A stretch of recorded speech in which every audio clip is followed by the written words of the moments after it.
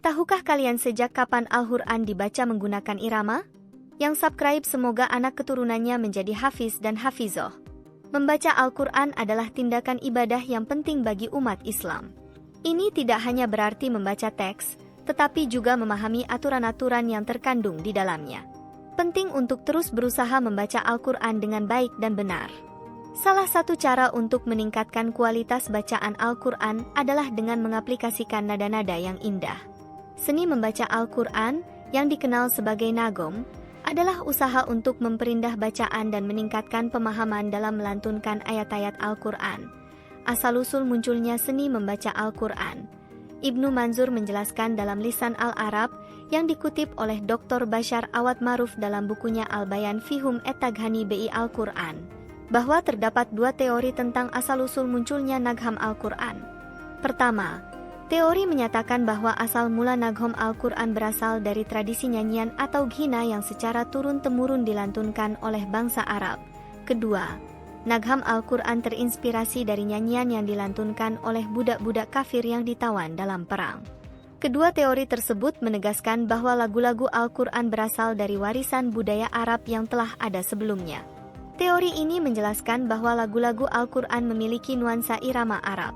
Muhammad Husni Thamrin dalam tesisnya, Nagham Al-Quran Telaah atas kemunculan dan perkembangannya di Indonesia, menyatakan bahwa seni pertunjukan masyarakat Arab sebelum Islam memiliki pengaruh yang besar dalam seni melantunkan Al-Quran.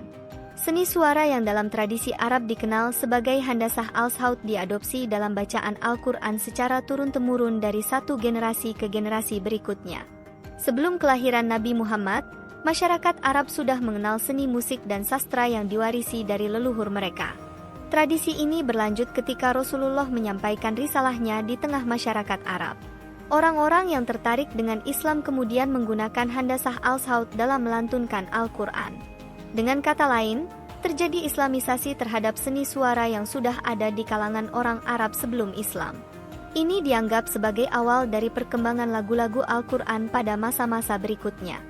Perkembangan nagham Al-Quran dari masa Nabi Muhammad SAW hingga saat ini. Meskipun tidak diketahui dengan pasti kapan tepatnya penerapan irama dan lagu dalam bacaan Al-Quran dimulai, sejarah mencatat bahwa orang pertama yang menyampaikan Al-Quran dengan irama yang indah adalah Rasulullah SAW sendiri. Dalam sebuah riwayat disebutkan bahwa Abdullah bin Mughaffal pernah menggambarkan betapa merdunya suara Nabi ketika melantunkan surah Al-Fath, sehingga membuat unta yang ia tunggangi terkejut. Dalam sebuah riwayat lain disebutkan bahwa Rasulullah pernah melewati Abu Musa yang sedang membaca Al-Quran. Beliau pun berhenti sejenak untuk mendengarkan bacaan Abu Musa. Beliau lalu bersabda, "Sungguh ia, Abu Musa, telah diberi keindahan suara sebagaimana keindahan suara keturunan Nabi Daud." Hadis riwayat Bukhari nomor 5048 dan Muslim nomor 793. Beberapa waktu setelah kejadian itu, ketika Abu Musa mendatangi Rasulullah, Nabi memberitahunya bahwa beliau telah mendengarkan dengan baik bacaan Abu Musa. Abu Musa lalu berkata, "Andai aku tahu engkau sedang mendengarkannya, tentu aku akan benar-benar memperindah bacaanku." Rasulullah tidak menolak atau mengingkari pernyataan Abu Musa. Hal ini menunjukkan bahwa memperindah bacaan Al-Quran adalah dianjurkan agar dapat menciptakan kehusyukan bagi pembaca dan pendengarnya. Berbagai macam nagham dalam membaca Al-Quran. Seni membaca Al-Quran mulai berkembang pada awal abad ke-20, terutama di Makkah dan Madinah, serta di Indonesia sebagai negara dengan mayoritas penduduk Muslim yang aktif dalam mentransfer ilmu agama, termasuk nagham, sejak abad ke-19.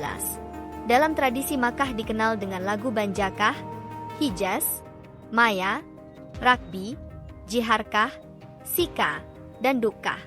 Sedangkan dalam tradisi Mesir terdapat Bayati, Hijaz, Shobah, Ros, Jiharkah, Sika, dan Nahawan. Berbagai pendapat para ulama tentang nagham Al-Quran. Dr. Bashar Awad Maruf dalam bukunya Al-Bayan Fihum et-Taghani bi Al-Quran menyatakan bahwa para ulama tidak memiliki kesepakatan yang jelas tentang penggunaan ragam nada dan lagu dalam membaca Al-Quran, seperti dalam seni tilawah atau tartil Al-Quran yang telah populer sepanjang sejarah. Pertama, para ulama, termasuk Imam Ahmad bin Hanbal, Malik bin Anas, Said bin Al-Musayyib, Said bin Jabir, Al-Qasim bin Muhammad, Hasan al-Bashri, Ibnu Sirin, Ibrahim an-Nahai, dan lainnya, berpendapat bahwa membaca Al-Quran dengan variasi lagu adalah makruh. Pendapat ini juga diikuti oleh sejumlah ulama kontemporer, seperti Syekh Muhammad Abu Zahra. Argumentasi mereka didasarkan pada beberapa hadis yang mengisyaratkan bahwa menggunakan variasi lagu dalam membaca Al-Quran tidak dianjurkan.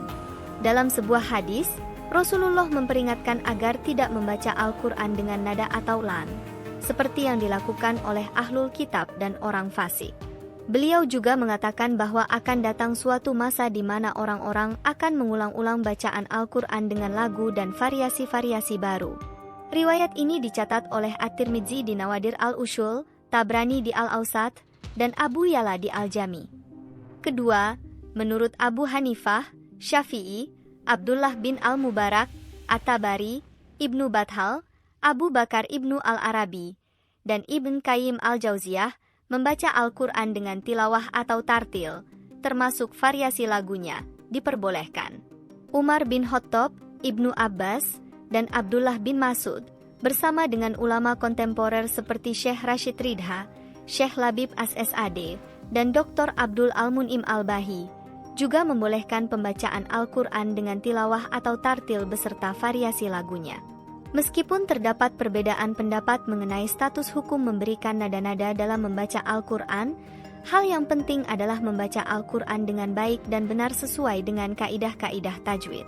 Wallahu a'lam bishawab.